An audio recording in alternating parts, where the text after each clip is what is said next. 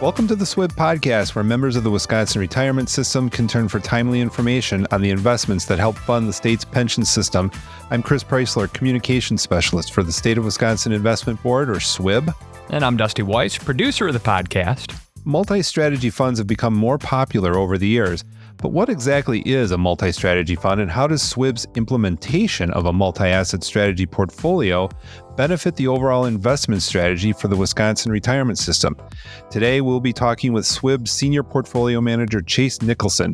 Chase oversees SWIB's multi-strategy portfolio team. He'll explain what a multi-strategy portfolio is, why SWIB has the portfolio, and how the portfolio fits into the long-term investment strategy for the WRS. The SWIB Podcast is a regular opportunity for you to learn more about the people and funds that comprise the Wisconsin retirement system.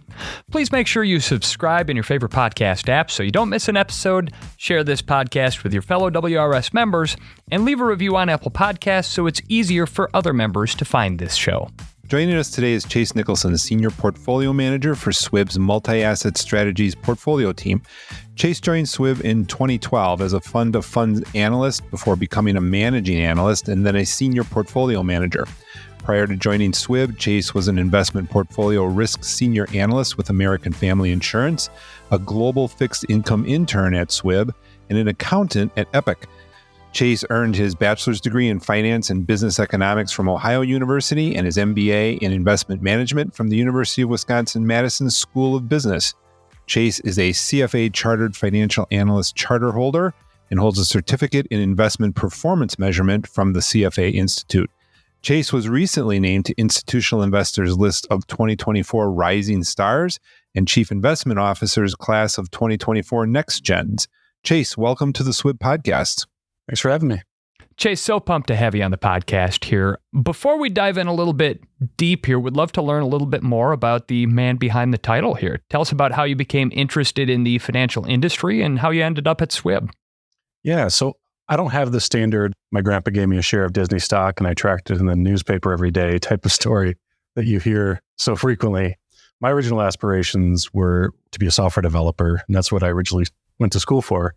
My route was a little more circumvent in that I came out here from Cleveland to come work for a large software company. I worked there for a couple of years, wanted to make a switch, and I noticed that UW had this graduate program in applied investment management. And I went to try that, and that's how I made the career switch. I went to work at American Family for a really smart guy doing manager selection, risk management, wound up at SWIB doing manager selection and seeing all these interesting funds and watching what they do. And then in 2015, SWIB opened this internally managed multi-strat, and I decided to take what I'd learned and see if I could apply them for SWIB directly.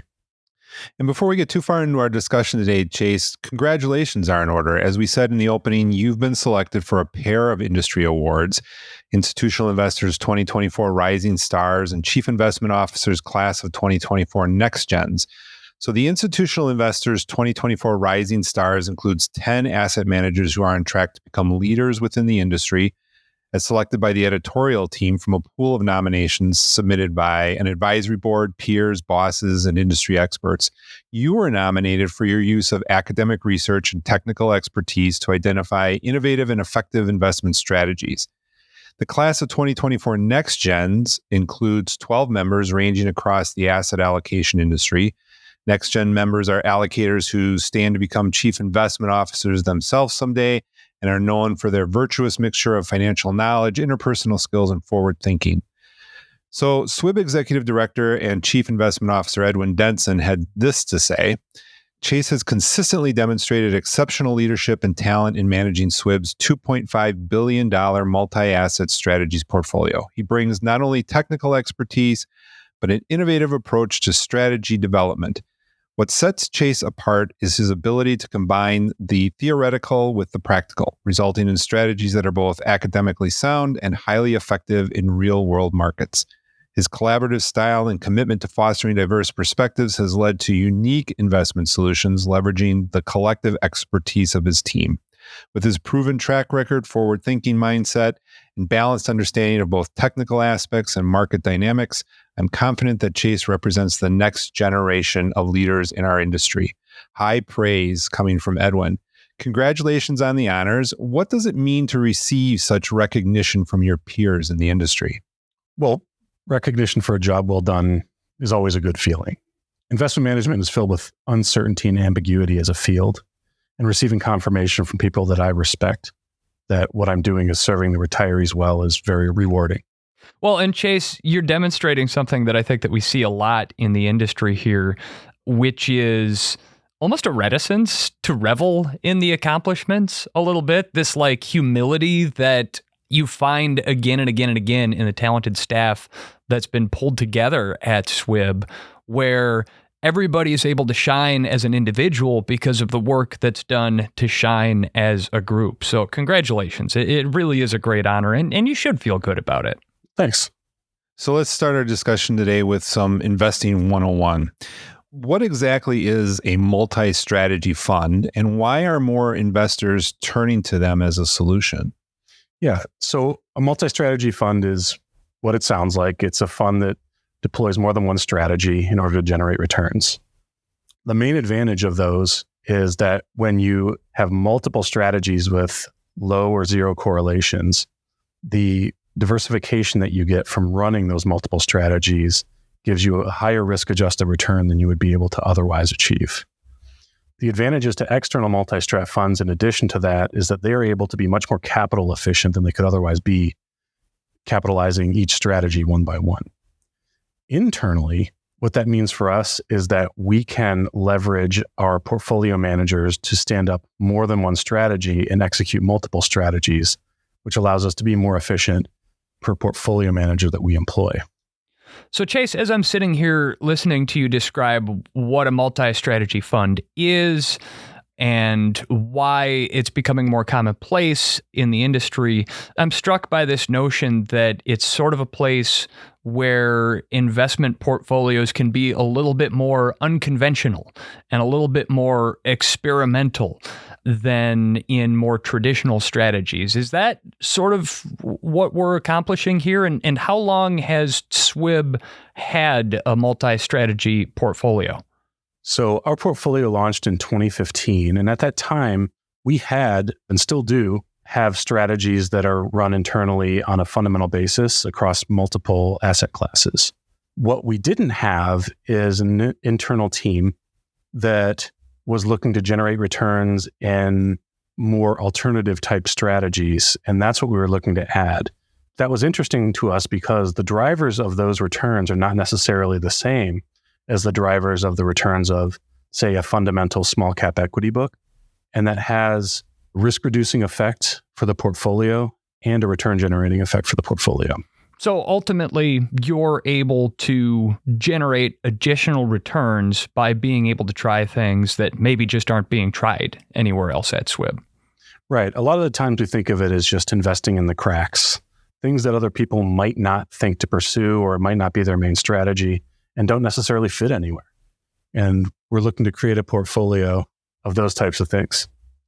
And how exactly does SWIB's multi-strategy portfolio compare to a multi-strategy hedge fund? They're different, aren't they?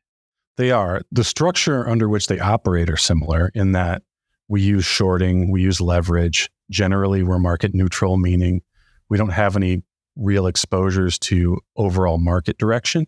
The internal multi-strat is different from external multi-strats and other hedge funds in that the strategy types that we deploy are not necessarily the same things that those funds deploy. And we can see that ex post because our returns don't seem to be very correlated with that universe.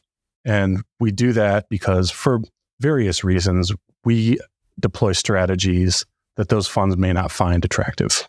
And, Chase, we've talked to the people behind different strategies and funds within SWIB in the past, and everybody's got kind of a different approach. It's part of what gives SWIB the breadth to best serve members of the Wisconsin retirement system. But I would imagine that with a multi-strategy approach like you're working on right now, that managing that is a little bit different from the approach that some of the other teams at SWIB's use. So can you tell us a little bit more about the team that is managing SWIB's multi-strategy portfolio? How much are you managing? How many strategies and who is on that team and what expertise do they bring to bear? Sure. So just starting with the portfolio characteristics, we manage $2.5 billion and we run between 25 and 30 strategies at any given time. We have 7 portfolio managers, including myself, and 1 senior analyst on the team.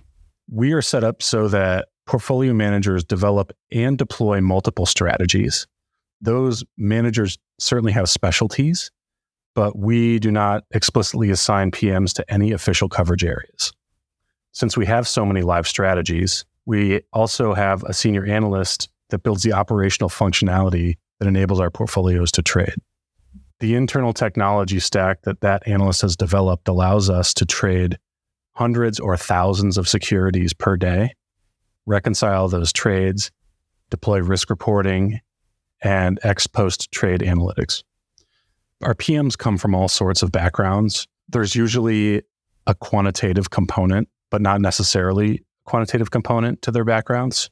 And we run a mix of strategies that's, I would say, 80% systematically deployed and 20% fundamental. So when you talk about being systematically deployed versus being fundamental, can you lay that out for someone that's maybe not versed in the world of portfolio management?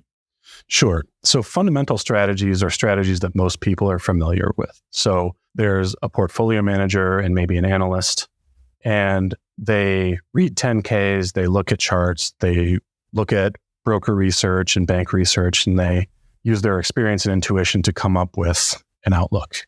And then they express that outlook through a series of trades.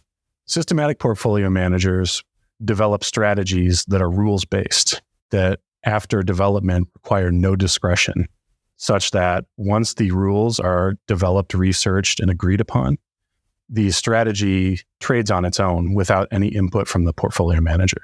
And that is probably, I would imagine, where your background in computer programming comes in so handy here, is to be able to develop those rules and implement them as a strategy, yeah?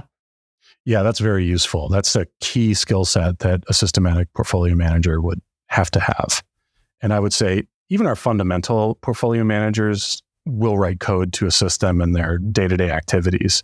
But certainly our systematic PMs all develop, write, and collaborate on code. So passive indexing and traditional fundamental active management are generally understood strategies for the everyday investor. But multi-strategy or multi-factor investing can be thought of as a way to invest with distinct advantages for long-term investors over both passive indexing and traditional fundamental active management. What first interested you in multi-strategy investing?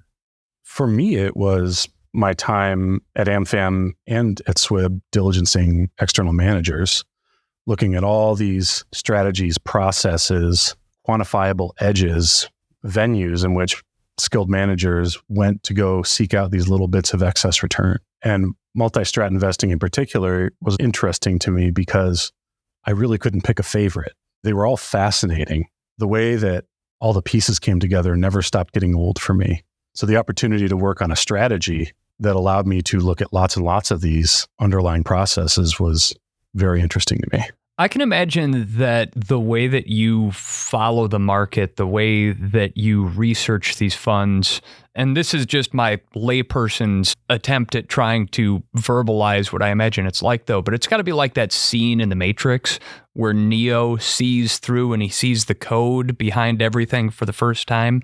And I would imagine that the way that you approach what you do, it's very much about trying to see the code, trying to see the patterns, trying to see the other things that maybe people haven't seen yet, or the factors that are going on behind the scenes. And since these different factors all have distinct performance patterns and cycles that are relatively uncorrelated over time, how do you combine these factors to build a diversified portfolio that produces risk-adjusted returns and that complements the larger SWIB portfolio?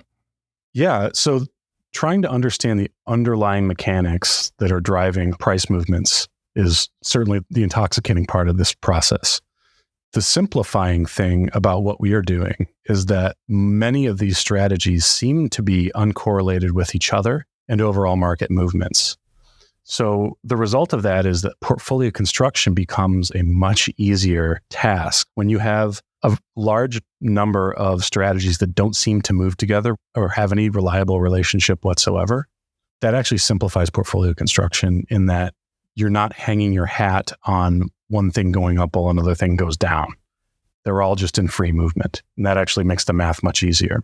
What we hope the value is to SWIB is the returns that we're generating are also uncorrelated to the overall total portfolio return. And that's for the same reason that we do everything for a diversifying benefit, is that we want to generate as many returns possible that don't have anything to do with any other returns. And that's what I think the value of this portfolio is. So factor-based investing involves building portfolios with deliberate exposures to certain factors, tilting away from uncompensated risk factors.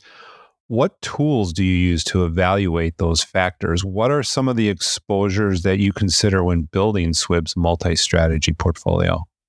So a lot of the factors that we are using are developed internally. When we develop a factor, it's with the hope that it's something we're going to want an exposure to over long periods of time. In the real world, when you are deploying portfolios to gain exposure to those factors, it's very difficult not to gain exposure to other things. And so we deal with that in a few different ways. We use some standard risk models, such as BARA. We use Risk Manager as a software platform to help us understand the total risk of our portfolios. We have various fixed income systems. And we also make sure just to stratify our portfolio on a non-model basis as much as possible. Chase, you mentioned that you're building some of the tools that you're using internally. What does that mean? What does that entail when you say building internally? Sure. So when we're developing strategy, the way that we typically express those strategies is through factor scoring. In a very vanilla example, if we were developing a market neutral equity value strategy, there's a variety of ways to define what value might be. And that could be price to book, it could be cash flow multiples, earnings multiples, peer and sector adjusted multiples, things like that. And so when I say we develop those things in-house, at least for our strategy definitions and what we call alpha factors, those are all developed internally by staff. We pull our whatever data we need from our internal data sources, external data providers, process those typically through. We have an existing object model that we've developed to process and backtest those factors. And so that's what I mean by these things are internally developed.